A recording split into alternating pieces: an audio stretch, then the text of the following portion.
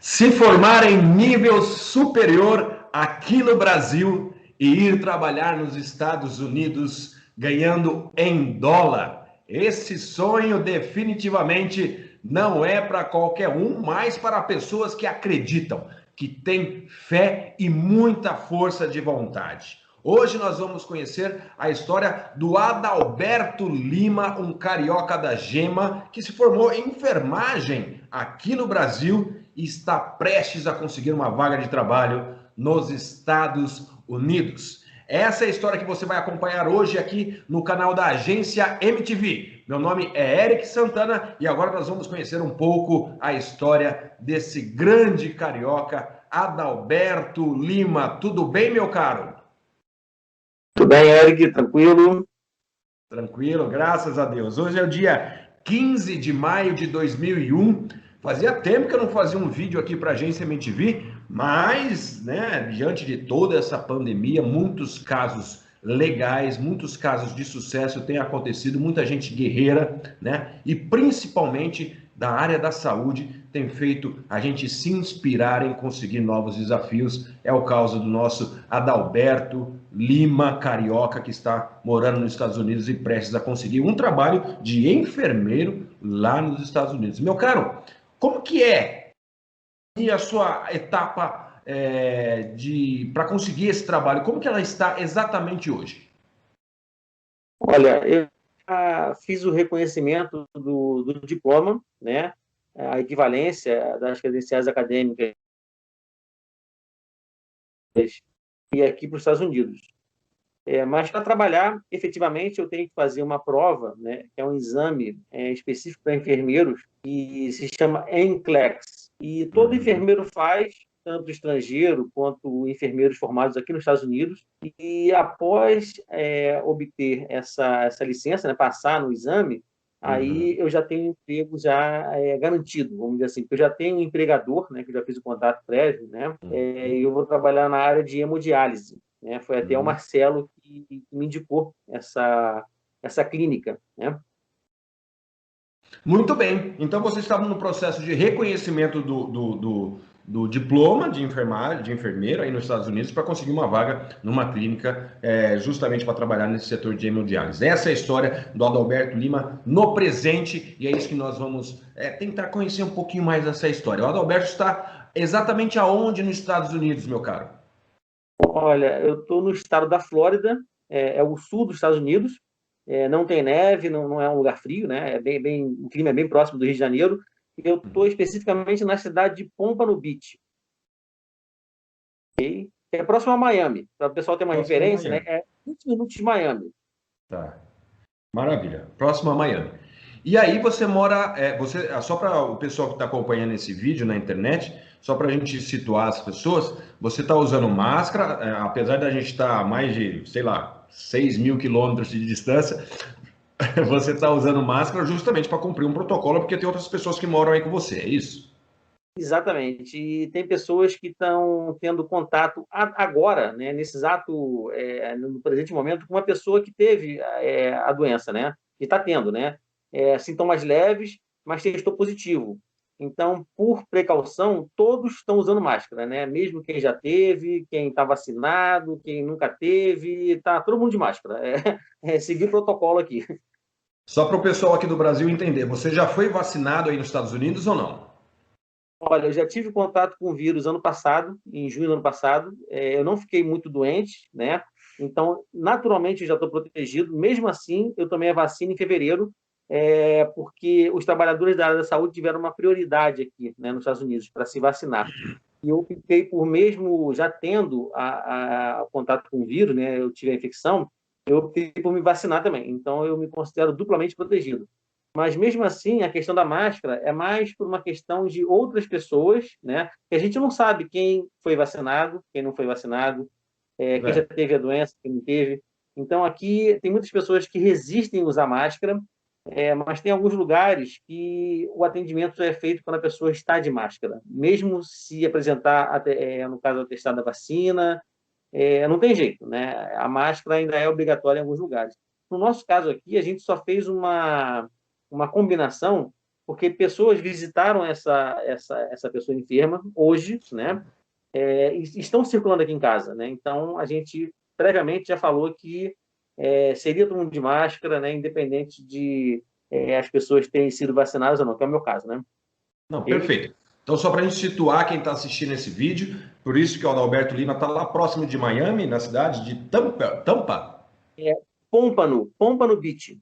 Pompano Beach, na praia de Pompano, em Pompano Beach, né? Pompano Beach, próximo de Miami, e eu estou aqui na cidade de Guaxupé, no estado de Minas Gerais. Está fazendo um friozinho aqui gostoso desse outono brasileiro e começo de verão aí para vocês na Flórida, tá ok? Adalberto Lima, meu caro, quantos anos você tem, se é que você pode falar a sua idade para gente? Eu tenho 52 anos. 52 anos. Sim. Que legal. Mas a cabeça é de 20. A mentalidade é de 20. A cabeça é do quê? A cabeça é de 20 anos? Eu tenho energia, né, e tenho uma mentalidade de pessoas mais novas, né? Ah, que bacana. Isso é muito legal e dá para perceber. Só deixa eu acabar de arrumar aqui meu mini estúdio, que o tripé caiu aqui. Pronto, beleza. Maravilha.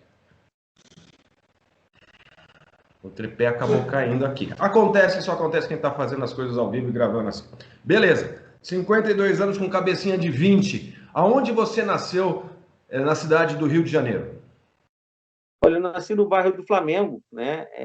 Considerado ali a zona sul do Rio de Janeiro, mas eu fui criado na zona norte do Rio, né? Eu nasci no bairro do Flamengo, mas eu mudei para a Ilha do Governador com 2 anos de idade, né? E passei minha infância e minha adolescência na Ilha do Governador, que é a zona norte do Rio, né? O pessoal tem Ilha uma do Governador. referência Eu tenho família no Rio de Janeiro que uma internacional. parte mora. Eu tenho família no Rio de Janeiro, uma parte mora em Madureira, a outra parte mora, eu acho que é Realengo. Pessoal super bacana, que eu morro de saudade, porque eu só consegui ver eles em 2019, no aniversário de 100 anos da minha avó no Rio de Janeiro, em São Paulo, e eles vieram para cá. Faz muito tempo que eu não vejo aquele pessoal. Amo o Rio de Janeiro de paixão, estive lá muitas vezes, recomendo quem não conhece. Então nós estamos falando aqui com um carioca da Gema de 52 anos, que nasceu no Flamengo e torce para o... Na verdade, o DNA é do Flamengo, né? Eu nasci no Flamengo e sou Flamengo também. Flamengo até morrer, né? O Flamengo está numa onda boa agora, Flamengo até morrer. Na verdade, Como que daqui era a a sua pouco família? vai ter um Fla-Flu daqui a pouco, né? Mas daqui a pouco, exatamente. Final do Campeonato Carioca daqui a pouco, exatamente. Daqui a algumas horas, 2 horas mais ou menos. Bom, como que era a sua infância, Adalberto? Como que era a sua família? Conta para mim. Olha, na verdade, quando a minha família, quer dizer, pai, mãe e uma irmã, né? Então, quando a gente mudou para a Zona Norte, na verdade, a gente morava num apartamento. E a ideia da minha família era morar numa casa com espaço, com quintal, e isso a gente encontra na Zona Norte do Rio de Janeiro, né? Então, pai e uma irmã, então é pai e mãe e um casal de filhos, né? A gente mudou para a Zona Norte, né? Segundo minha mãe me contou, né? Exatamente porque eles queriam morar numa casa com quintal, né? E isso na Zona Sul do Rio não tem, a gente morava num apartamento, e a gente mudou para uma casa ampla, né? E a gente tinha muita liberdade para brincar. Não passava carro na rua, vamos dizer assim, não tinha movimento de carro, a gente tinha liberdade para andar de bicicleta, para jogar bola, essas coisas da infância. Então, foi uma infância muito tranquila, né? E a gente tinha acesso à praia também, apesar de, hoje em dia, a Ilha do Governador ser um bairro muito poluído, é a Baía de Guanabara, né? Para quem não sabe, né? Está muito poluída, praticamente é impraticável tomar banho nas praias. Uhum. Foi muito tranquilo, né? Entendi. E seu pai fazia o quê, Adalberto? Meu pai era economista e contador, né? Ele trabalhava nessas 2 áreas, né? Trabalhava com números, né? E minha mãe, ela era secretária, né? Trabalhava em escritório. Então, na minha família não tem, assim, não tinha, né? Ninguém na área da saúde. Não fui influenciado, vamos dizer assim. Então, Adalberto, não tinha ninguém na sua família que que fosse parte da saúde? A sua mãe secretária, o seu pai economista, contador, não tinha ninguém que fosse da área da saúde? Nem parente, tio, primo, ninguém assim? Não, não, não. Da família próxima, né, ninguém dessa área, né? E Mas como eu fui você influenciado decidiu, por assim, pessoas. entrar na área da saúde? Eu fui influenciado por pessoas que no meu ciclo de amizade, né, que já tinham feito vestibular antes de mim, já tinham acessado a universidade antes de mim, né, e, no caso, descreveram como é, né, o dia a dia, né, a questão da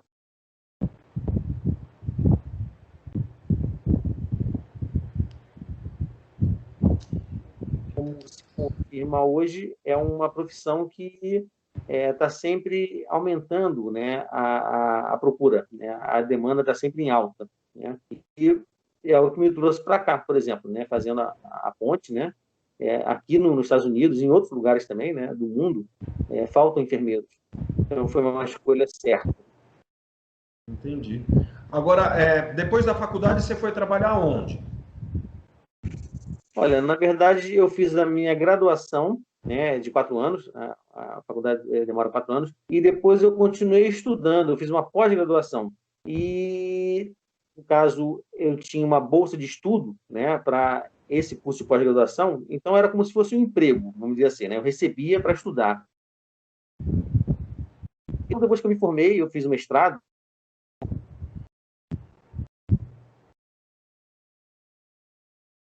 também professor, né? Eu comecei a dar aula. Eu até trabalhava em um hospital, mas eu ia como supervisor de ensino, eu não ia como enfermeiro plantonista, né? Então, no Brasil, eu trabalhei como mais no magistério, dando aula. Tá?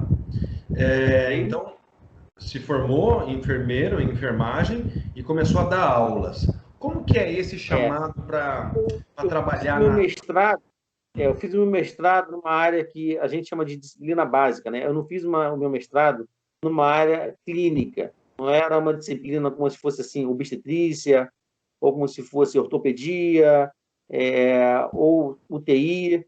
Eu fiz o meu mestrado numa disciplina chamada biofísica, né? Que é dada, lecionada no início da faculdade, né? Chamado, né, ciclo básico, e eu fui dar aula nessa área, né? Mas eu também dava aula, né, no caso, como supervisor de ensino, né, na universidade, na área de saúde pública.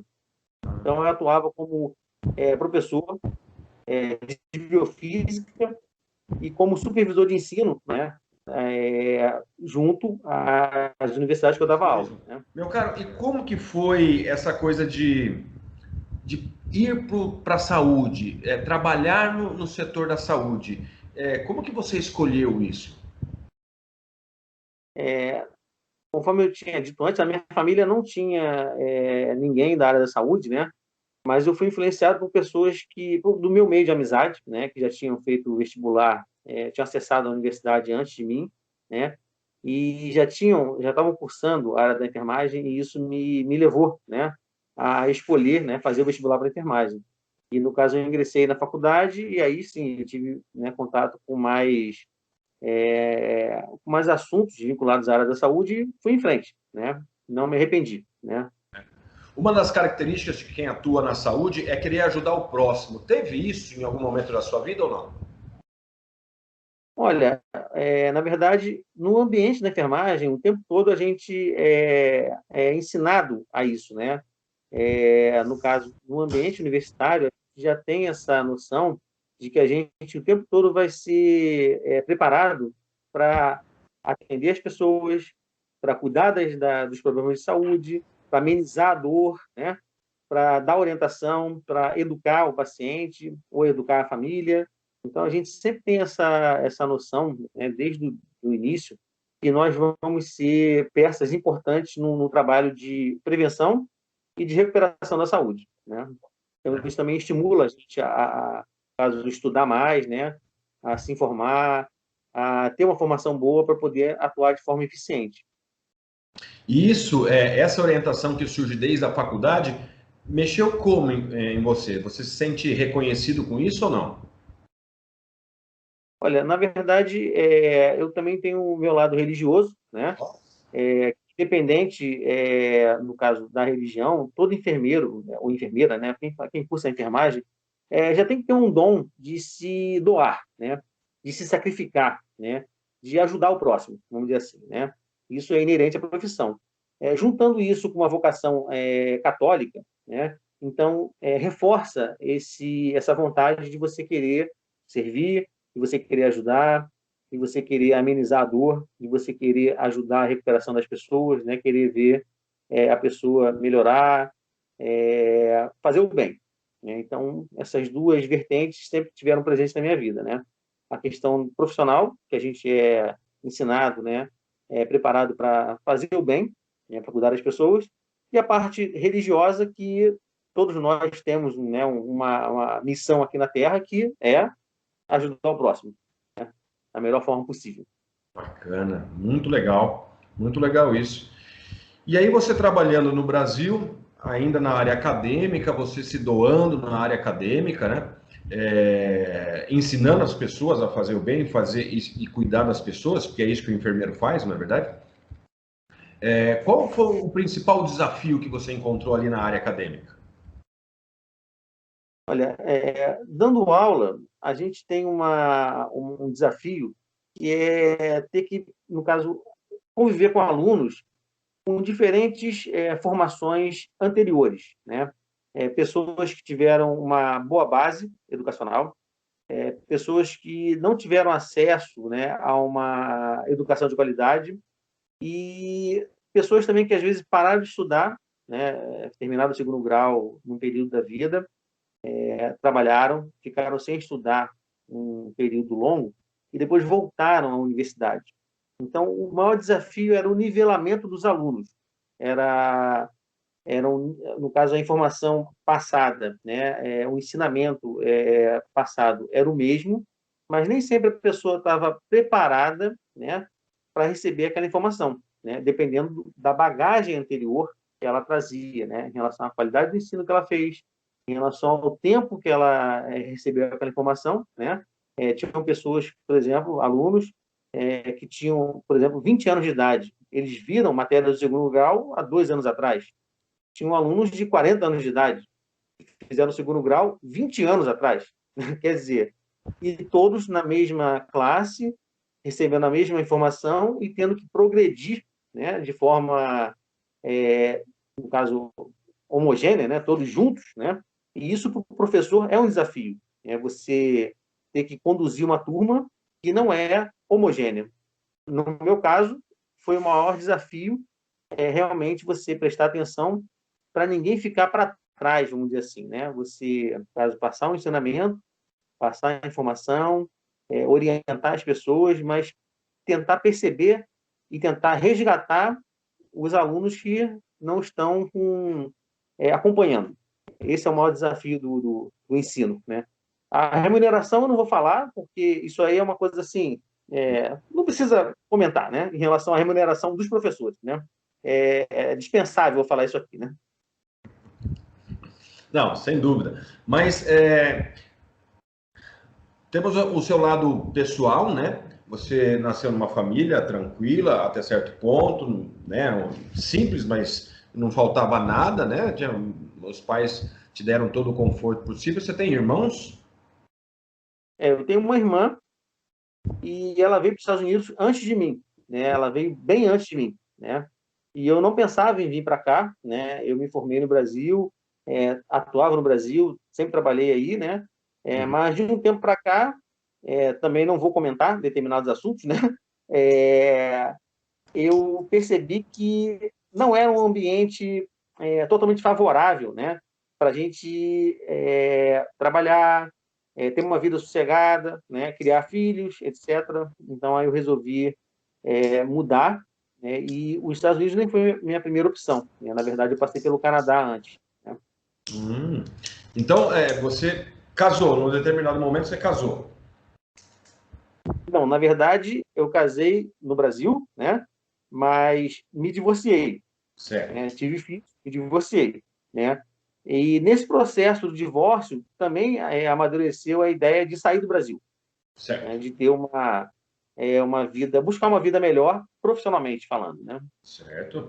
E nesse momento do divórcio você atuava como? Em que setor da saúde no Brasil? Eu sempre fui professor, né? Logo depois que eu terminei a faculdade, eu fiz a pós-graduação, atuei, né, por pouquíssimo tempo na parte da assistência, mas a minha carreira foi realmente no ensino, né? Legal. Um professor, né? E aí você decidiu ir para os Estados Unidos depois do divórcio, depois de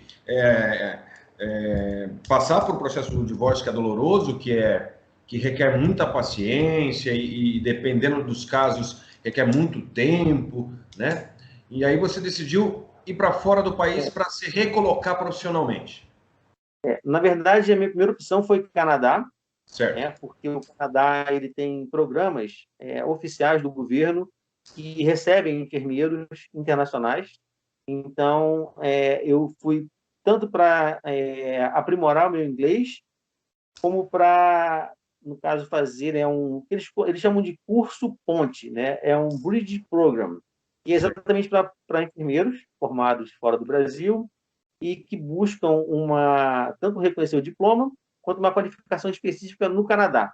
E Certo. também esse tipo de programa existe em outros países também, né? Mas o Canadá foi meu primeiro país de escolha, tanto para desenvolver o idioma, né, para aperfeiçoar o inglês, e também para fazer essa ponte, né, e ficar um pouco mais atualizado com o mercado de trabalho, né? No caso, eu fiz uma atualização na área de emergência.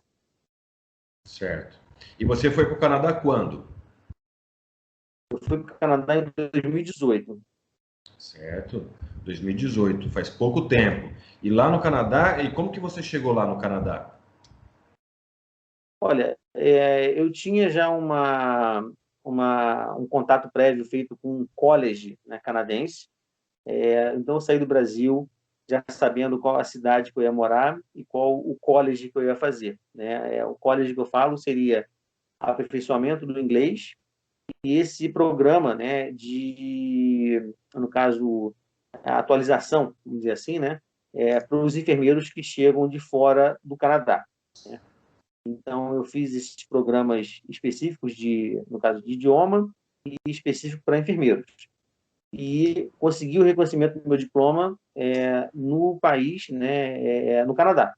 E esse diploma foi reconhecido praticamente de forma internacional, uma vez ele tendo sido reconhecido no Canadá, ele é reconhecido em toda a comunidade britânica. Mas isso é só uma etapa do processo, né, porque qualquer país, né, qualquer lugar que o enfermeiro for atuar, ele tem que fazer uma prova que permite ele trabalhar. Ele tem que tirar uma licença de trabalho. Então, ter o diploma reconhecido, né, é uma etapa, e ter a licença de trabalho é outra etapa, né? São processos que caminham juntos, processos subsequentes, mas que só com diploma o enfermeiro não trabalha. Não só o enfermeiro, nenhum profissional trabalha. Tem que sempre ter que tirar uma licença, né? Tem que ter uma licença para trabalhar. E é nesse ponto que eu estou agora, obtendo a minha licença aqui nos Estados Unidos. Tá. Mas no Canadá você chegou a trabalhar. Sim, no Canadá eu trabalhei.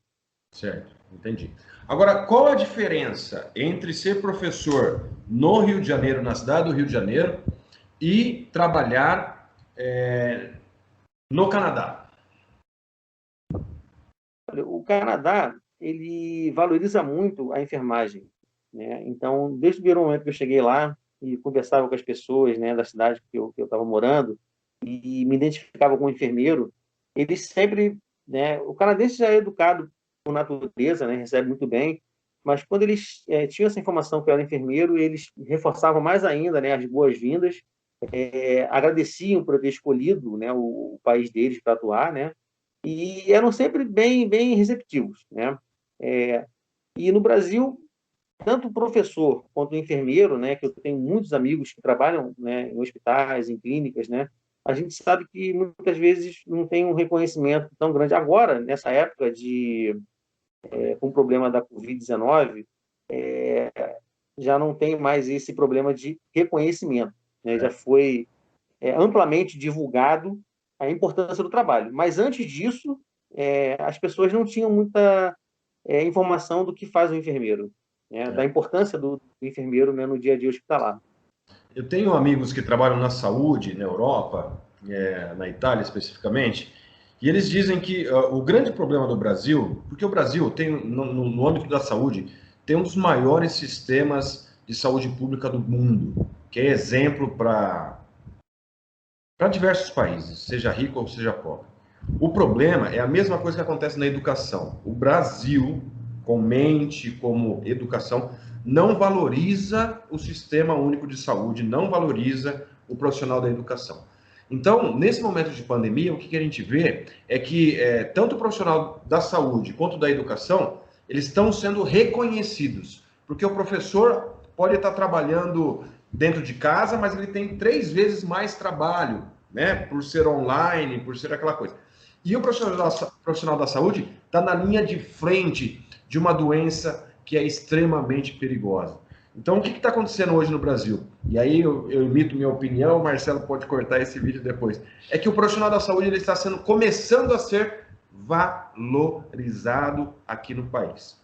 Tanto o sistema de saúde, o SUS aqui no país, quanto o profissional, o enfermeiro, o auxiliar, o próprio médico, enfim, o socorrista, todo mundo que trabalha na saúde está sendo reconhecido nesse momento como profissional. Mas em 2018, você, por uma questão pessoal, decidiu sair do país para ter esse reconhecimento, não é isso? Sim, exatamente. Porque eu já tinha informação de que, por exemplo, a previsão que eles têm no Canadá, em outros países também, eu vou falar do Canadá, que é a minha experiência própria, né? Por exemplo, se em 2025, né, se em 2020 tem, vamos supor, 5 mil vagas abertas, né? 5 mil empregos para enfermeiros. Em 2025 vão ter 10 mil. Em 2030 vão ter 20 mil ofertas de vagas. Em 2000, ela só vai crescer. A oferta de emprego só vai crescer. Os enfermeiros estão se aposentando e não tem o mesmo número de pessoas, né, entrando no mercado de trabalho das pessoas que estão saindo. Então, são 2 fatores que aumentam a demanda, né? São mais gente precisando de assistência de saúde, mais pacientes, e enfermeiros se aposentando e poucos enfermeiros, no caso locais, né? No caso aqui nos Estados Unidos, ou no Canadá, ou na Inglaterra, ou na Austrália, França, Espanha, Itália, Alemanha, não tem enfermeiros suficientes para colocar o hospital para funcionar. Eu estava falando assim, mas esse aspecto também não é aqui no Brasil? No Brasil não é a mesma coisa? Ou seja, é difícil o acesso das pessoas ao sistema de saúde ou não? Olha, no Brasil tem dois tipos de saúde, né? Que a gente chama de saúde classe A e a Certo. classe B. Né? A classe A, todo mundo sabe que é aquela saúde de hospitais particulares, para quem tem plano de saúde, que acessa um tipo de atendimento, né? Que é um atendimento com uma medicação adequada, com um ambiente confortável, profissionais que não estão assim com uma carga horária tão Excessiva. excessiva, né? Então eles trabalham com mais paciência, mais cordialidade. O sistema público, a chamada saúde tipo B, vamos dizer assim, ela passa por problemas estruturais, né, que os hospitais não têm na sua estrutura, né, um bom atendimento, falta, no caso, iluminação, às vezes não tem um banheiro limpo, falta material de limpeza, e passa também pela carência de profissionais de algumas áreas, né? Então, às vezes, em alguns hospitais falta especialidades médicas, né? O paciente não tem atendimento total, ele pode ser atendido na área da emergência, mas se for precisar de uma avaliação de um ortopedista, às vezes não tem o ortopedista. Então, a saúde classe A funciona bem, né? E a saúde pública, né? O sistema de saúde público, ele tem alguns pontos positivos, né? As pessoas se dedicam muito, trabalham com bastante dedicação, mas falta apoio, né, da própria estrutura. Né? Então, não é a questão do profissional trabalhar melhor ou pior. A questão são as condições de trabalho. Né? No sistema privado, as condições de trabalho são melhores e refletem no atendimento melhor. Sim, sem dúvida. A estrutura deficiente, o tradicional também, no caso, não tem como fazer um atendimento, porque são coisas que limitam, né, a capacidade da pessoa atender, né, sobrecarga no número de pacientes, né, muitas vezes, pelo salário ser baixo, tem uma sobrecarga nas horas de trabalho também. Em relação à falta de medicamento, isso acontece também. Muitas vezes a gente sabe que o paciente precisa, mas não tem como resolver o problema, porque não tem disponível a medicação adequada. Né? Às vezes falta material para fazer um curativo, às vezes a iluminação não é adequada, queima uma lâmpada, a lâmpada não é trocada. Aqueles problemas que bem conhecidos, como dizer assim, mas que limita a nossa capacidade. Sim, mas no Canadá, a saúde pública, ela funciona direito? Como que é? Lá funciona assim, funciona muito bem, né? E basicamente a saúde lá é pública. Né? O sistema de saúde lá até tem os atendimentos particulares, mas não é necessário a população procurar um atendimento particular, sendo que ele tem um atendimento público, ele paga imposto, né? Que na verdade quando a gente fala público, a gente às vezes não se dá conta de que não é que é de graça, vamos dizer assim, né? É o sistema público, né? Na verdade, o sistema público de saúde brasileiro ele é muito caro, né? Pelos recursos que ele consome do orçamento e pela qualidade do serviço oferecido. Se você pensar bem, é muito caro. Em outros países, a saúde consome recursos do tesouro, né? Dos impostos, mas retorna uma saúde de qualidade. Então, teoricamente, no Brasil, a saúde é mais cara do que no Canadá, do que nos Estados Unidos, do que na França, na Espanha, né? Porque o recurso consumido poderia ser utilizado bem melhor. Talvez, eu só estou dizendo talvez, um problema de gestão. Talvez. Mas, vamos voltar à sua história, meu caro Adalberto Lima. Você decide sair do Rio de Janeiro para se aperfeiçoar, vai para o Canadá, consegue atuar no sistema de saúde do Canadá? Sim. Com qual função? Na verdade, no Canadá, eu fiz uma especialização que é como paramédico. Né? Seria função de emergência, né? Um atendimento emergencial, é um atendimento pré-hospitalar. Né? Na verdade, quando a gente fala de paramedicina, tudo que envolve um atendimento antes do paciente chegar no hospital. Na verdade, a gente dá a primeira assistência, estabiliza o paciente e transporta. Seria essa a função básica. Um atendimento de emergência. Oi?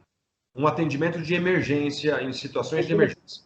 Exatamente, é um atendimento de emergência, mas não no caso, dentro do hospital. É um atendimento de emergência fora do hospital. Fora um atendimento pré-hospitalar. Isso. Foi essa a minha especialização no Canadá. Agora, você chegou a atuar nessa área, socorrer pessoas, por exemplo, na rua, no parque? Você chegou a atuar? Sim, sim. Cheguei a trabalhar, né, no serviço de emergência e a gente, no caso, quando recebe a chamada, a gente se dirige para qualquer tipo de situação, né? O pessoal em casa entender, quem não conhece, é praticamente o socorrista ou o paramédico que está dentro do SAMU. É como se fosse o SAMU. É o SAMU. É o SAMU. Pronto. E aí, para a gente equiparar assim, qual a diferença entre trabalhar no Rio de Janeiro como professor, em termos salariais, em porcentagens, né? E trabalhar como socorrista, como paramédico no Canadá? Qual cidade do Canadá que era? Olha, eu trabalhei em Vancouver, né? É a província de British Columbia. Basicamente, a diferença, como eu te falei, né? O profissional de saúde e de educação tem um salário bom. Eu não vou falar que a gente não ganha bem. Dentro da realidade brasileira, a gente ganha bem. Certo. Só que O que eu queria dizer é exatamente que, para a importância que se tem na sociedade, deveria ganhar muito melhor, né? Sim. Então, a gente não ganha mal, eu não reclamo do salário que eu tinha, né? Eu não digo assim, eu ganhava mal, né? Eu digo que eu merecia, nós, né, profissionais de saúde e profissionais de educação, merece ganhar mais, né? Mas, é lógico, se a gente for comparar com outras profissões, a gente não pode falar que ganha mal, e, infelizmente, tem categorias que estão em situações pior, vamos dizer assim, né, do que saúde e educação, né? Maravilha. Mas também não Não, vamos entrar nos detalhes, né? claro, mas nem precisa, né? Porque o povo Sim, entende. eu Nem estou tomando precisa. cuidado com as palavras para não É, mas no geral o povo sabe, Adalberto? O povo sabe que quem trabalhar na saúde, médicos, enfermeiros, auxiliares, até o pessoal da recepção do hotel, até o pessoal que trabalha como paramédico, como socorrista, eu te falo, todo não é que ganhe mal, que tem um salário, né, mas mundo que, ganha mal. pela importância da tarefa ser executada, tem que ganhar 3 vezes mais, 10 vezes mais, né? Mas Assim salário como professores, auxiliares de professores, diretor de escola, também. sabe, pedagogos, enfim, a gente sabe, né? A gente sabe disso. Mas a gente deixa isso claro para colocar, falar, poxa, eu posso ter uma vida aqui fora do país? Pode. E como que é essa vida fora do país? Né? É isso que a gente está tentando mostrar e fazer esse caminho para as pessoas que, de repente, estão com esse pensamento, né? Uma pessoa que trabalha hoje no sistema de saúde do Brasil. Como seria trabalhar no sistema de saúde no Canadá, nos Estados Unidos? Como seria isso, né? Você que aí está perto de É, Miami, como seria trabalhar numa clínica perto de Miami, um enfermeiro, um auxiliar de enfermagem nos Estados Unidos? Teria mais condições de trabalho? Teria mais condições de executar aquilo que ele estudou na faculdade? Ou seja, ajudar, dar auxílio ao próximo em momentos de dificuldade? Essa é a nossa questão, né? Porque a gente sabe da realidade da saúde no Brasil e hoje, com essa pandemia, no mundo. Não é só o sistema de saúde do Brasil que está saturado no mundo inteiro, né? Mas a gente vive a nossa realidade, a gente sabe. Muitas pessoas próximas passaram por essa dificuldade, a gente sabe. Então, como que você vê, né? Como que você encontrou a agência MTV? Na verdade, depois que eu terminei, né, a minha especialização no Canadá, eu me inscrevi, né, a minha ideia inicial era trabalhar nos Emirados Árabes, né? Ah, certo. E a MTV ela tem uma forte atuação, né, nos Emirados Árabes. Sim. Então, eu preparei um currículo, né? E, no caso, tinha um foco maior, né? Em Dubai, ou em outros, qualquer outro emirado, né? Que também a área da saúde lá também é valorizada, uma remuneração boa, né? Mas, para minha surpresa, veio também, assim, dentre as ofertas que eu recebi, né? Eu recebi uma oferta aqui dos Estados Unidos, né? E, na verdade, eu conversei na verdade, a dona da clínica é brasileira, né? Isso também influenciou, né, na minha escolha. Eu conversei com ela, né, conversamos, analisei a proposta, eu falei um pouco mais sobre a minha formação, sobre a experiência que eu tinha, né, e não é muito difícil de escolher, né, entre Emirados Árabes e Estados Unidos, né? Ainda mais que eu sou católico, né, e na região que eu iria atuar, tem uma restrição em relação ao cristianismo, né? Não é discriminação, é restrição. Na verdade, todas as religiões são aceitas lá, né? Tem uma liberdade religiosa, né? Só que não é em qualquer lugar. Isso que eu me refiro à restrição, né? E tanto aqui quanto em vários outros lugares, né? Da América do Norte, no Canadá também, não tem essa restrição. Você é livre para fazer o seu culto em qualquer lugar, para manifestar sua fé. Então, a MTV me colocou em contato com várias ofertas de trabalho, né? E a melhor, para mim, foi aqui nos Estados Unidos. Tá certo. O seu objetivo era financeiro e profissional. Sim. é uma estabilidade financeira e, na verdade, o que a gente, no caso, trabalhando no Canadá, né, em outros lugares, a gente vê que, muitas vezes, a gente tem que ter um salário bom, mas também a gente tem que ter tempo para usufruir desse salário, né? Então, no Brasil, muitas vezes, a gente, para ter um salário bom, para ter uma remuneração boa, uma renda boa, você precisa de várias horas de trabalho. E, com isso, você perde um pouco de qualidade de vida, né? Então, aqui nos Estados Unidos e em vários outros lugares, né, você não precisa trabalhar tanto. O enfermeiro não precisa trabalhar tanto.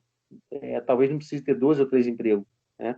Você, com um único emprego, você consegue ter uma renda adequada e consegue ter um tempo também, uma qualidade de vida que equilibre com, né, as horas que você trabalha, né? Isso Entendi. no Brasil é totalmente difícil, né? Você ter uma remuneração boa e tempo livre, vamos dizer assim, né? Porque o seu tempo livre você sempre quer reforçar a sua renda. Eu fazia isso quando dava aula, né? Sempre que eu tinha um dia ou 2 dias livres na semana, vamos dizer assim, eu buscava ocupar aquele tempo para melhorar minha renda.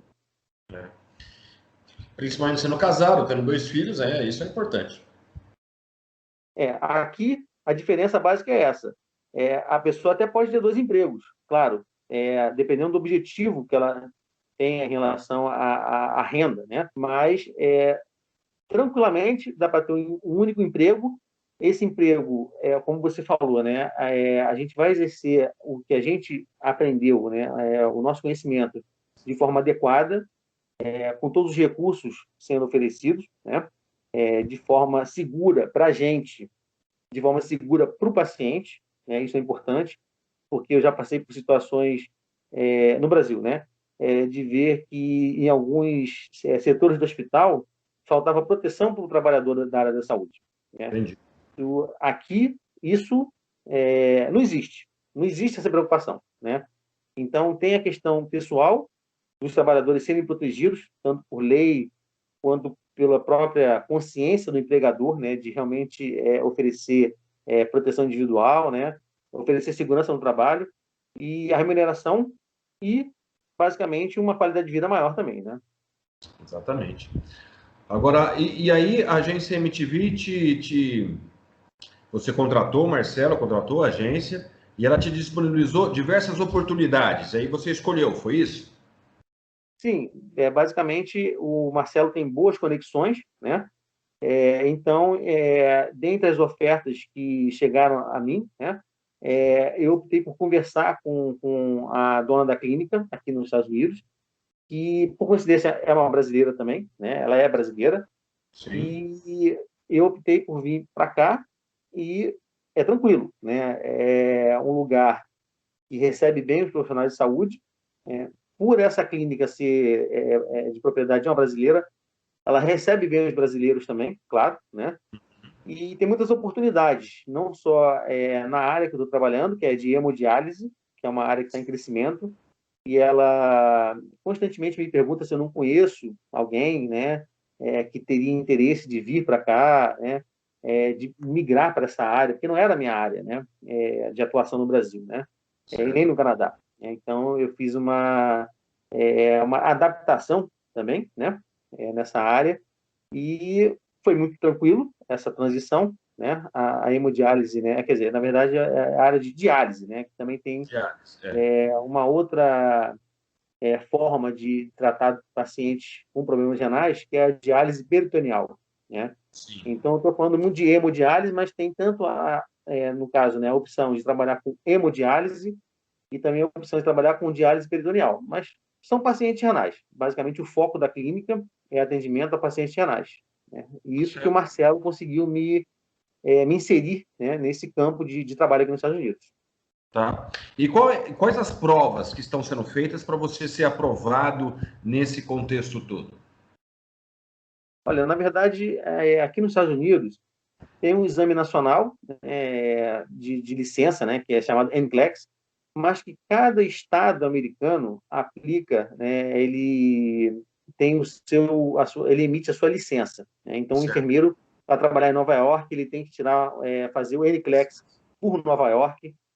Para trabalhar na Califórnia, tem que fazer o NCLEX pelo estado da Califórnia, e assim sucessivamente. Todo estado, né, ele tem que, o enfermeiro, tanto estrangeiro quanto o enfermeiro formado aqui nos Estados Unidos, americano mesmo, né, ele tem que fazer esse exame e pegar a licença de trabalho. Né? Então, no meu caso, eu estou me preparando para essa prova, porque eu cheguei aqui no ano da pandemia, né, então parou tudo. Né? Teve um gap, né? Teve um intervalo no planejamento, mas esse ano eu já estou, né, inscrito para fazer essa prova e obter a licença. Uma vez obtendo a licença para trabalhar, né, para atuar, essa clínica vai ser, no caso, vinculada ao meu passaporte, né, a minha permanência aqui nos Estados Unidos vai ser vinculada a essa clínica, eu vou ter uma work permit e vou seguir o caminho, né, de, no caso, primeiro trabalhar, né, com green card. Na verdade, quando a gente fala work permit, você tem acesso ao green card e depois de algum tempo, de um período específico de tempo, né, você pode ter da entrada para se tornar cidadão americano. Opa! Isso é um projeto a longo prazo, né? Mas é o seu projeto ou não? É o meu projeto. O Certo. projeto é trabalhar e obter cidadania americana, né? Tudo bem, entendi. E esse processo, dentro desse. O seu objetivo, dentro desse processo que você está agora, você chega na cidadania americana ou não? Sim. Chega na licença de trabalho, né, na work permit, no green card, e, no caso, seguindo todos os procedimentos, vamos dizer assim, né, são etapas que têm que ser seguidas, Sim. para dar entrada no pedido de cidadania. Né, e esse pedido é estendido, né, à família. Então, Entendi. o projeto não é um projeto só meu, vamos dizer assim, né? Eu espero, né, que um dia meus filhos também tenham esse benefício, né, de poder estudar aqui, morar aqui, opção de trabalhar aqui. Então, é um projeto de médio e longo prazo, mas que vale a pena. Vale a pena. Quantos anos têm os seus filhos? O mais velho tem 16 anos, a mais nova tem 6 anos. Né? Qual é o nome do menino? Ele é seu xará, é o Eric. Ah, mas o rapaz é maravilhoso. É o Eric e a Melissa. Eric e Melissa? Eric e Melissa. O Eric, por acaso, é corintiano ou ele seguiu essa coisa do pai de ser flamenguista ou não? Olha, é DNA. É DNA. É o DNA. O DNA dele é rubro-negro. É rubro-negro, né? Que bom. Exato. Você deve estar E o feliz com isso. DNA, o DNA dela também é rubro-negro também, entendeu? É de Você família. deve, você deve estar feliz com isso. Que bom, que bom. Que bom. Agora, me conta uma coisa, Adalberto. Tem esse projeto a médio e longo prazo dos seus filhos terem esse acesso também aos Estados Unidos, que é um país cheio de oportunidades, mas na pandemia, você vê nesses últimos 2020, 2021, nessa pandemia, existe muita oportunidade para quem trabalha com o mercado da saúde? Na verdade, o que ocorreu aqui e em outros países também, né? Certo? Eles estão mudando o sistema de imigração para enfermeiros. Eles Certo. estão alterando o sistema de entrada no país para quem é portador de diploma de enfermagem. Isso na Europa, Sim. na Oceania, né, quer dizer, Austrália, Nova Zelândia, é, Espanha, França, Inglaterra, Estados Unidos, a longo prazo, porque aqui está fazendo um processo de transição, de alteração da política de imigração, mas a tendência é também, no caso, É uma facilitar a transição do entrada. Trump para o Biden, é isso? A política Sim, do Trump para a política do Biden. sim, exatamente. Alteração na política de imigração. Que no próprio governo Trump, durante a pandemia, já tinham sinalizado que tinha que mudar, que tem que mudar. Tem que mudar, tem que reduzir a burocracia, tem que agilizar a entrada de enfermeiros, né? E de outros profissionais também. E com a administração do Biden, a tendência é essa alteração na política ser mais rápida. Mais Né? rápido. Onde que o profissional da saúde aqui do Brasil encontra esse tipo de informação para ele ter um pouco mais de clareza sobre essa mudança de política de imigração? Olha, no próprio site do governo americano já tem informações disponíveis. Só que a questão é que, lógico, a pessoa tem que ter um domínio do inglês para acessar essas informações. Importante. Mas, se buscar, no caso, tem vários tipos de agências recrutadoras, né, Certo. de profissionais de saúde.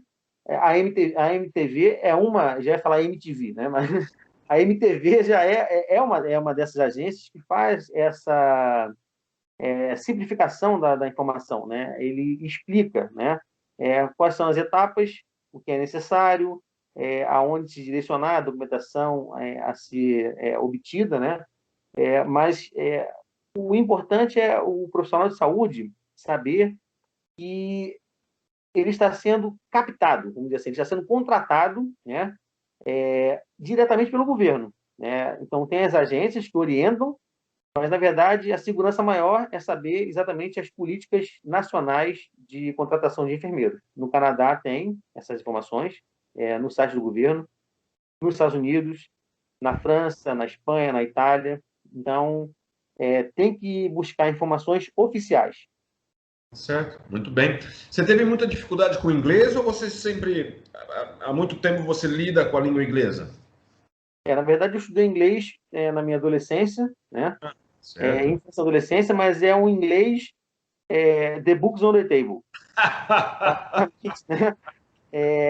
A gente não consegue falar fluentemente, né? Com aqueles cursos de inglês, por exemplo, eu fazia, eu vou dar um exemplo, né? Acho que era 2 ou 3 vezes por semana, 1 ou 2 horas, né? Certo. E não me dedicava fora do curso. Então, eu tive contato com a língua inglesa, aprendi muitas coisas em relação a verbo e tal, mas a fluência eu só obtive quando eu saí do Brasil, quando eu fui para o Canadá, né? Aí sim, o inglês evoluiu muito rápido, eu obtive mais fluência, né? E quando eu cheguei aqui nos Estados Unidos, aí sim, decolou, vamos dizer assim, né? Mas vamos dizer, você que está trabalhando, alguém que está trabalhando no Rio de Janeiro, por exemplo, e está no meio desse tormento todo num hospital lá do Rio de Janeiro. Fala um hospital grande lá do Rio de Janeiro que eu não conheço nenhum. Um hospital grande. Olha, o hospital grande é o Hospital Getúlio Vargas, é um hospital grande, de grande movimento. Tem os hospitais universitários do Rio de Janeiro também, que atendem muito, que são, no caso, vinculados a universidades públicas. Por exemplo, o hospital da UFRJ, É, que tem um apelido de federal. Fundão, o Hospital do Fundão. É um apelido em relação à localização dele, a região que ele está localizado, né? Então, é o Hospital da UFRJ e tem o hospital também da UF, em Niterói, que é o Antônio Pedro.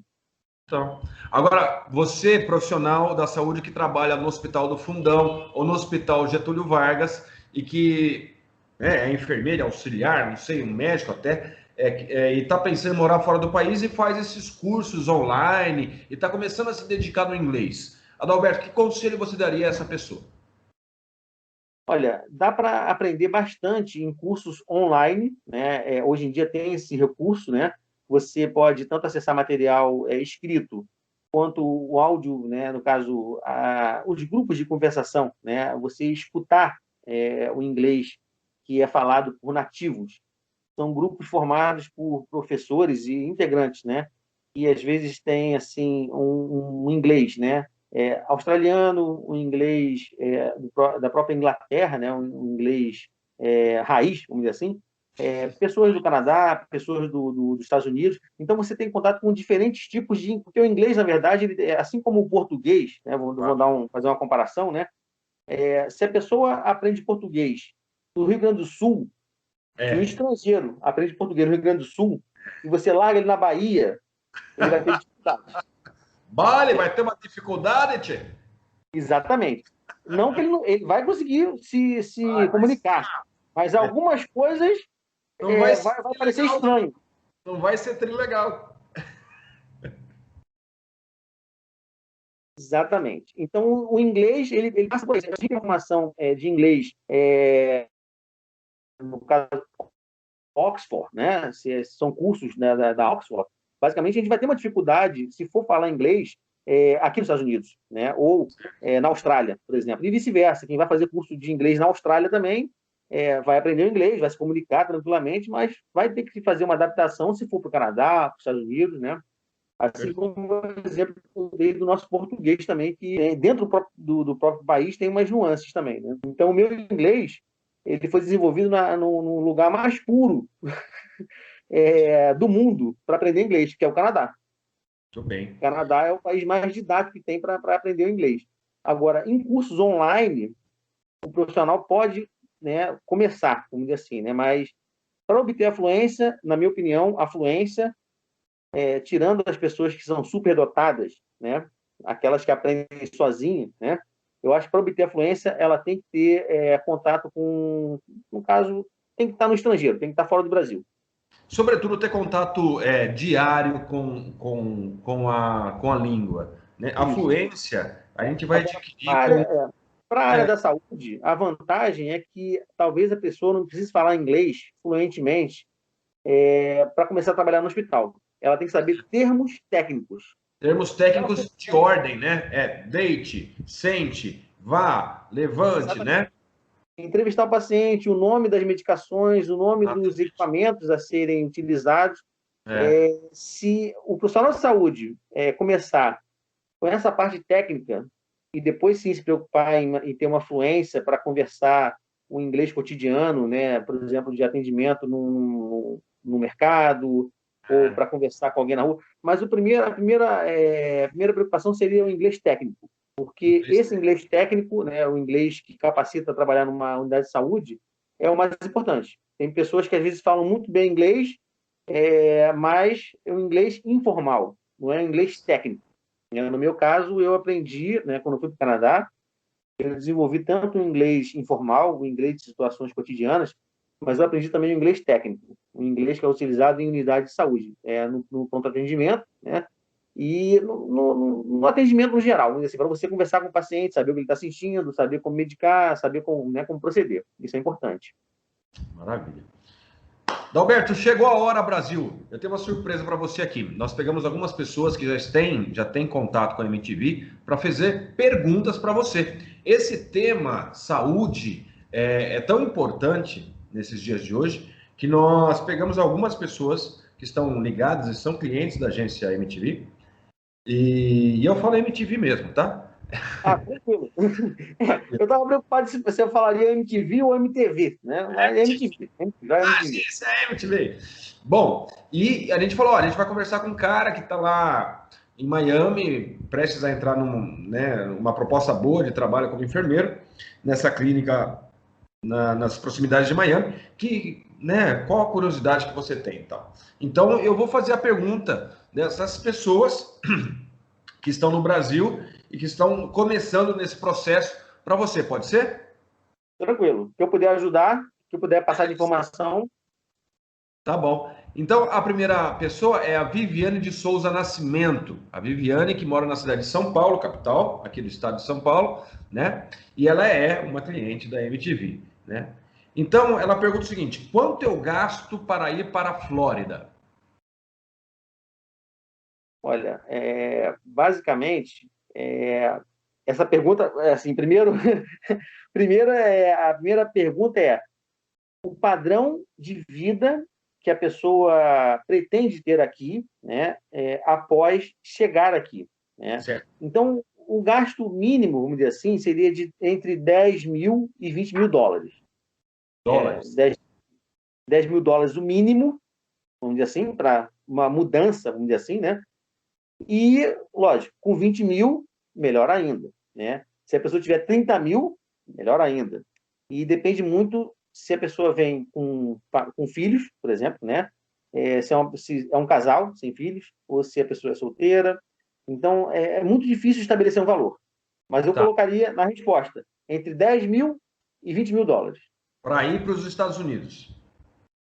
Para se mudar, né? No caso, quando ela falou para vir para cá, eu imagino que não seja para vir passear, né? Eu imagino que o contexto seja de vir morar aqui, né? Eu imagino que seja de 10 a 20 mil dólares por. Eles até têm aqui uma conta que às vezes é por pessoa, né? Da família, vamos dizer assim, né? Tá. Beleza. Quanto gasto com alimentação em Miami? Para uma pessoa. Olha, por mês, você vai gastar em torno de US$ 500, né? Isso, alimentação comprada no mercado, né? Certo. Alimentação feita em casa, né? Lógico, se a pessoa tiver o hábito de comer fora, aí vai gastar muito mais, né?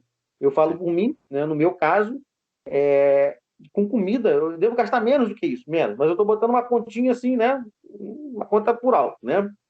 Deve gastar aí uns US$ 500 por mês. Tá. É importante para quem está assistindo falar, ó, US$ 500. Se o cara virar e fazer a conversão hoje, com o dólar a 5,30, 5,40, ele vai falar, nossa, dá R$ 2.500. Não, mas quem mora nos Estados Unidos e ganha em dólar, US$ 500 é mais ou menos equivalente a R$ 500. Podemos falar por aí, Adalberto? A gente pode fazer uma conversão também como se fosse dias de trabalho, certo? Isso. Então, vou botar por alto aqui, né? 3 dias de trabalho, você se alimenta o mês inteiro. Tá certo. Né? Entendeu? O Entendi. restante da renda seria para gastar com, né? Seria moradia, de carro, manutenção de carro, etc. Entendeu? Mas a alimentação pega um orçamento pequeno, né, da renda, pega uma parte pequena da renda. A Qual o alimentação. salário, qual o salário médio em dólar que você vê para um profissional da saúde aí nos Estados Unidos? Olha, na verdade, aqui o salário, a gente comenta muito por hora, o Por salário hora, por hora, né? certo? Então, basicamente, o enfermeiro ele ganha entre 30 e US$ 45 por hora, certo? E aí sim, vai depender se a pessoa tem, vamos supor, né, 3 plantões de 12 horas por semana, que aí seriam 36 horas, aí vamos fazer a matemática, né? Ou se Certo. a pessoa trabalha, se o enfermeiro trabalha todo dia, né, 8 horas por dia, aí seriam 40 horas, né? Mas é uma média de US$ 3.000 a US$ 4.000 por semana, vamos dizer assim, né? Por semana. Deixa eu fazer aqui a matemática aqui. Eu tenho uma calculadora aqui, mas acho que não é por semana, não. Acho que eu Aqui errei, também, vou pegar. na minha matemática aqui, hein? Certo.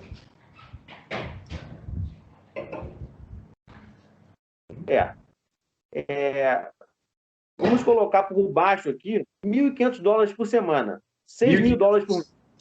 US$ 6.000 por mês.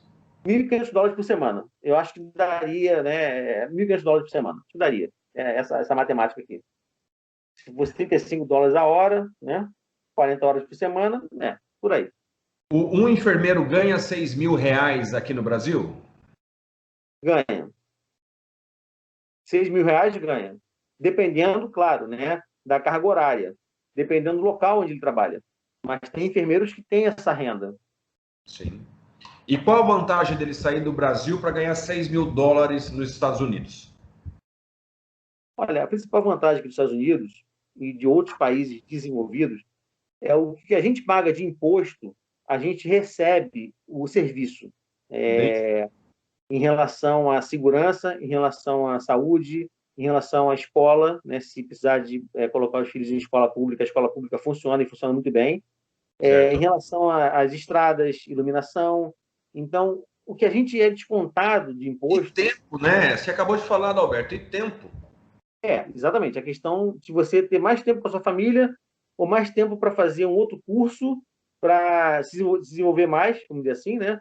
É. Crescer dentro da profissão, ou até mesmo cuidar da sua própria saúde também, né? Exatamente. Porque é uma pergunta, desculpa interromper, mas é uma pergunta da Viviane. Ela fala: dá para viver com um trabalho só? Olha, no Brasil, o cara lá no Hospital do Fundão ou no Getúlio R$ 8.000, ele tem que fazer 300 plantões e ter folga só meio período no domingo à tarde. Mais ou menos assim, é por aí, né? Sim, não, aqui dá para viver com um trabalho só tranquilamente. Isso Pois aí é é. tranquilo. Tá, né? Para a pessoa que está pensando em mudar de trabalho, tá? Agora, a última pergunta da Viviane: quanto tempo para finalizar os trâmites legais para conseguir entrar nessa oportunidade nos Estados Unidos?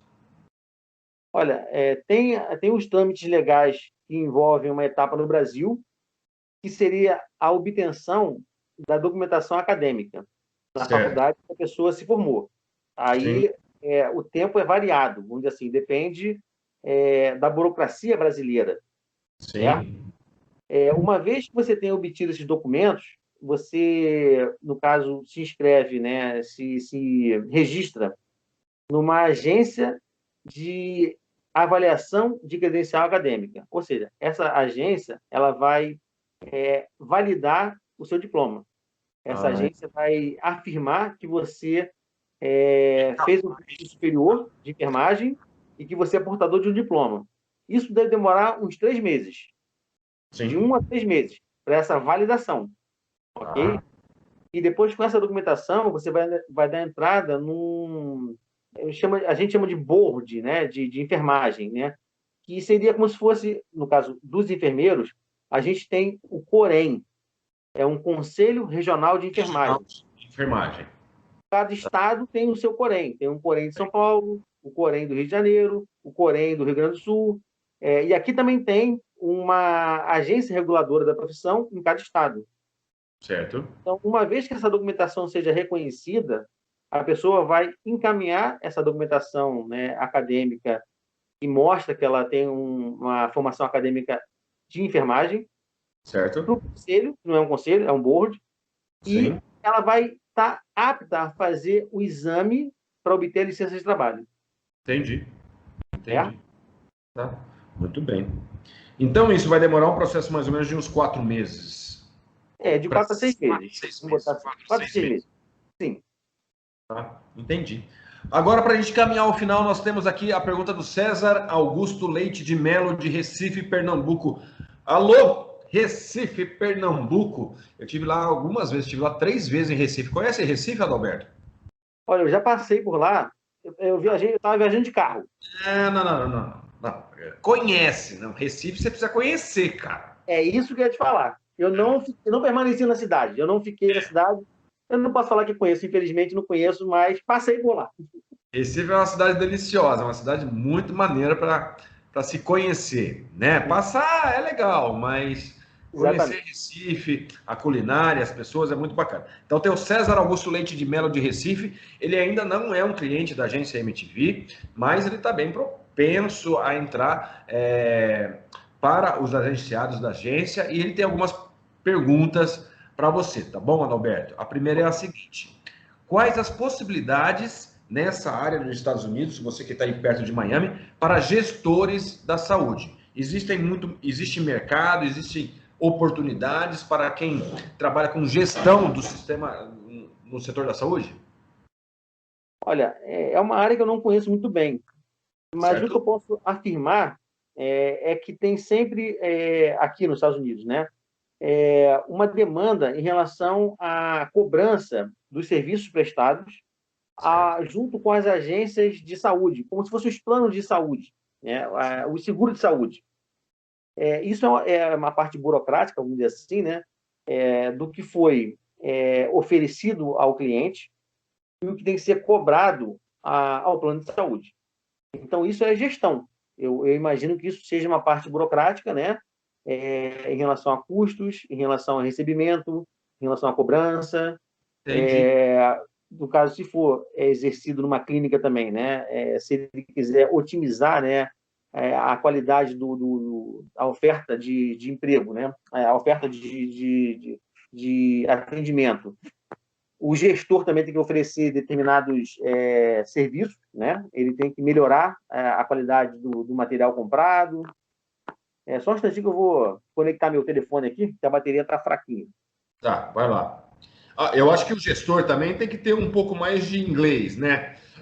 Ele tem que ter um pouco mais de fluência no inglês. O gestor ele tem que ter mais esse trato com a linguagem, né? Com certeza, essa parte da fluência deve ser muito mais cobrada na parte da gestão. Mas eu imagino que o gestor ele estaria naquele papel de melhorar o atendimento, melhorar a qualidade de atendimento e reduzir os custos. Certo. Ele Uhum. Ah,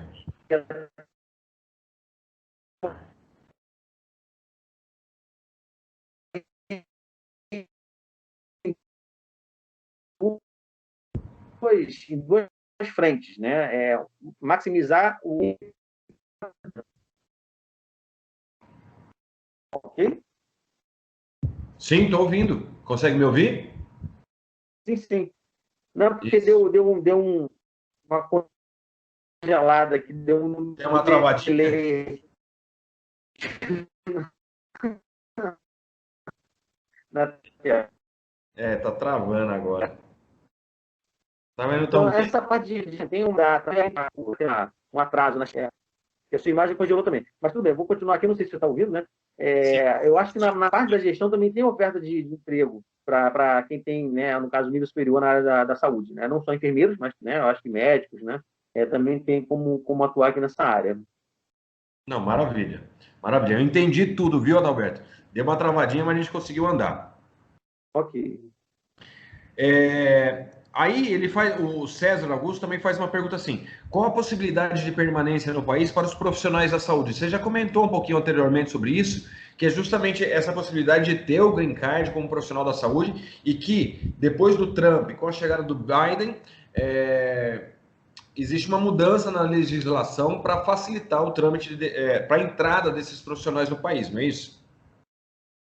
Na verdade, quando se fala em imigração, contratação de trabalhadores, a enfermagem está na classificação de prioridade alta prioridade. Isso Tá, significa que o processo, não que ele seja assim mais fácil, ele não é fácil. tá.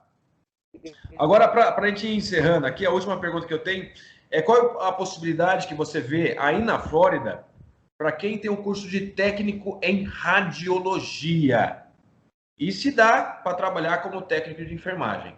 Eu acho que dá, né? Você está vivendo essa experiência aí. Na verdade, como se a pessoa tiver uma formação em radiologia, ela não vai conseguir trabalhar aqui em radiologia. Ela teria que fazer o mesmo trâmite, né? Por exemplo, de reconhecer no caso, a credencial acadêmica que ela tem, reconhecer que fez aquele curso, ou Certo.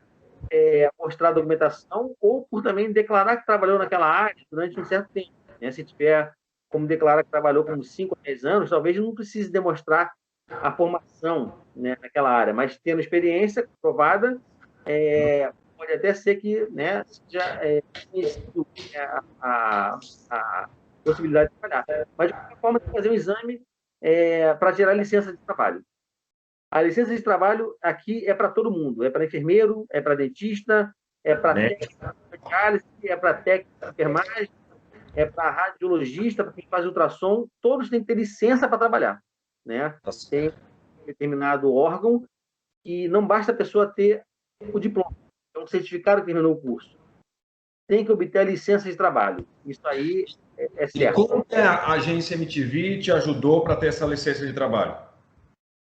Na verdade, a agência ela me colocou em contato com o empregador, né? Certo? E o empregador, no caso a proprietária da clínica, né?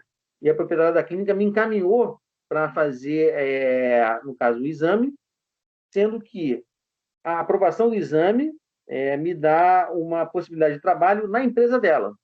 Certo. Não adiantaria eu ter só o diploma, ou não adiantaria eu ter só a oferta de emprego se eu não tenho licença de trabalho. Né? Então, Certo. se o enfermeiro vem para cá,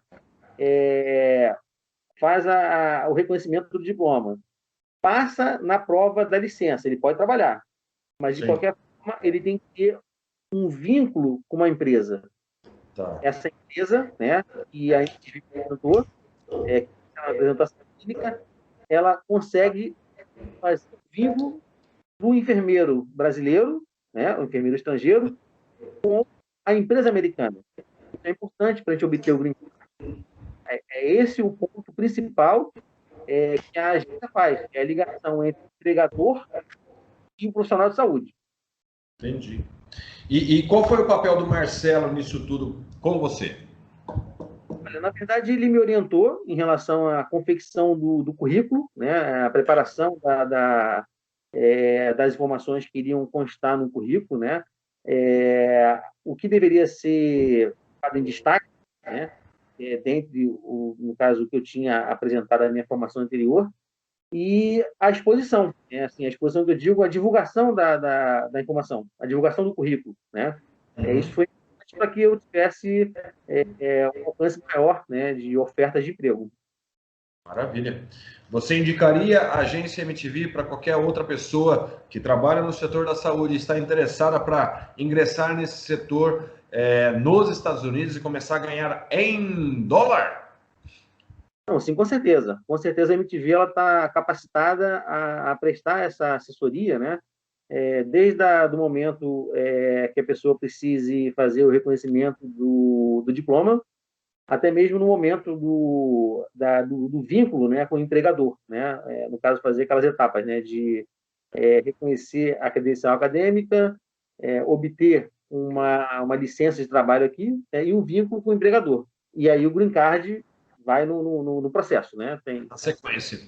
E qual é o recado que você teria para a pessoa que está em dúvida? Ah, eu sou enfermeiro, eu sou auxiliar, eu quero essa oportunidade nos Estados Unidos, trabalhar numa clínica nos Estados Unidos, ganhar em dólar, tal, passar um tempo aprendendo inglês. Qual é a dica que você daria para essa pessoa que está em dúvida em entrar nesse processo ou não?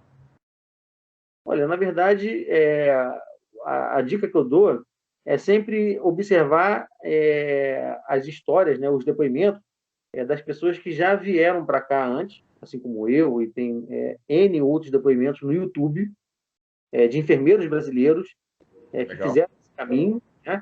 E dentre essas experiências, né, que são contadas, né, aqui pelo canal da MTV, né, pelas entrevistas da MTV, e também por outros profissionais que já vieram, né, por conta própria ou por outra assessoria, né, Sim. e criar coragem e trilhar esse caminho, né, porque Informação, né? Informação. formação e preparo, a pessoa tem que se preparar. Tá certo. Se ela não tiver uma preparação básica, um alicerce, né, é, ela vai demorar mais tempo para se adaptar. Agora, se ela tiver um bom preparo, a adaptação é mais ou menos simples, porque a enfermagem tem uma linguagem universal. Em qualquer lugar do mundo que o enfermeiro for atuar, o idioma é uma barreira, mas basicamente o cuidar da pessoa, o cuidar do paciente é universal. Tá certo. É enfermeiro no Brasil, é enfermeiro aqui nos Estados Unidos, é enfermeiro na Europa, é enfermeiro no Japão, porque vai cuidar da pessoa, vai restabelecer a saúde, vai ter uma visão preventiva. É claro que tem que ter adaptações em relação à tecnologia, em relação nome de medicamento, etc. Mas a base, né, as ações de enfermagem são universais. Maravilha. Você se informou como sobre a agência MTV para chegar até o Marcelo? Como que você se informou? Você perguntou para a pessoa, você assistiu vídeos, como foi? Na verdade, eu assisti alguns vídeos, né? E como o meu foco inicial era os Emirados Árabes, Sim. vi que a agência do Marcelo tem uma atuação grande, né, em relação a essa ponte, né, em relação a essa. Você viu eu entrevistando algumas pessoas ou não? Não, porque, na verdade, quando eu comecei a ter contato com a agência, eu acho que não tinha tantas entrevistas assim. As entrevistas vieram num período recente, Depois. é, É. dos depoimentos das entrevistas, né? Eu sou um pouquinho mais antigo. A parte escrita, escritos, vamos dizer assim, né? Tá Mas certo. entrevistas eu acho que veio, eu não sei quando, né? Mas eu não cheguei a assistir entrevistas, né? Pela agência, mas eu me informei bastante em relação a depoimentos de pessoas que já tinham obtido, né, emprego, já tinha tido, né, essa. O Marcelo fez essa ligação, né? Uhum. Pessoas que estão no Brasil com empregadores fora do Brasil. Ele faz essa atuação em várias áreas, né? No meu caso, eu me interessei mais pela questão dos Emirados Árabes, mas Sim. também atua na América do Norte, atua na Europa, né? Em vários continentes, né? Ele faz essa ligação, né? Então, como você nunca assistiu uma entrevista minha aqui no canal da MTV, eu vou falar para você qual o recado que você daria para o Marcelo com o contato todo que você teve. Você ainda está em processo para terminar esse processo de emprego, né? De formalização da sua oportunidade de trabalho aí em Miami. Mas qual o recado que você daria para o Marcelo, para a pessoa dele? Falar, Marcelo, você é alguma coisa. O que você falaria para ele nesse momento?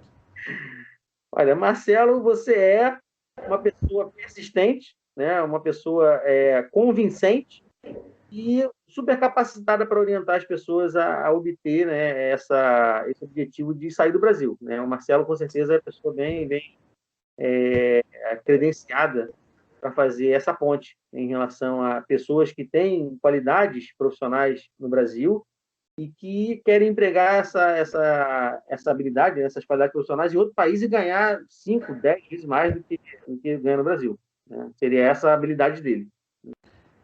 Quem falou não fui eu, Eric Santana, e sim Marcelo. Ô Marcelo, quem falou para você foi Adalberto Lima, esse carioca de 52 anos, torcedor do Flamengo, que educou os dois filhos, o mais velho de 16 anos, que tem um lindo nome que, ó, que bom gosto que o Adalberto teve, colocar o nome do primogênito dele, de Eric, também, um flamenguista, e da mais nova também, que é flamenguista também, que estão no Rio de Janeiro. E Adalberto está em Miami, prestes a ingressar numa oportunidade de trabalho para executar aquilo que ele estudou, a enfermagem, cuidar das pessoas, e isso é uma oportunidade nos Estados Unidos, ganhar em dólar e fazer um projeto para sua família a médio e longo prazo. Essa é a história do Adalberto que a gente acompanhou aqui no canal da Agência MTV. Foi uma conversa bastante longa, foi uma conversa com muitas intempéries, com muitas dificuldades, mas eu acho que no final a gente chegou, né, Adalberto, onde a mensagem, a gente conseguiu transferir essa mensagem, conseguiu passar essa mensagem para as pessoas que estão em casa assistindo. Não, com certeza. Foi um pouco difícil pela conexão, mas depois que a conexão estabilizou, fluiu bem, foi tranquilo. Muito bem, muito bem. Muito obrigado mesmo. Você é uma pessoa muito gente boa, muito legal o papo. Obrigado pelo papo, obrigado pelo tempo. Espero que você se dê muito bem nessa oportunidade de trabalho, que essa pandemia, apesar, né, de a gente passar esse momento, você consiga, como enfermeiro, cuidar de muitas pessoas e consiga salvar muitas pessoas, continuar salvando muitas pessoas. Esse trabalho de paramédico que você começou no Canadá e está desenvolvendo, começar a desenvolver aí em Miami, você consiga salvar e cuidar de muitas pessoas. Parabéns, obrigado pelo papo, viu? Tranquilo, Ed. Um abraço aí, saúde para todos, fiquem com Deus. Um abraço, Adalberto, valeu, um abraço, até a próxima.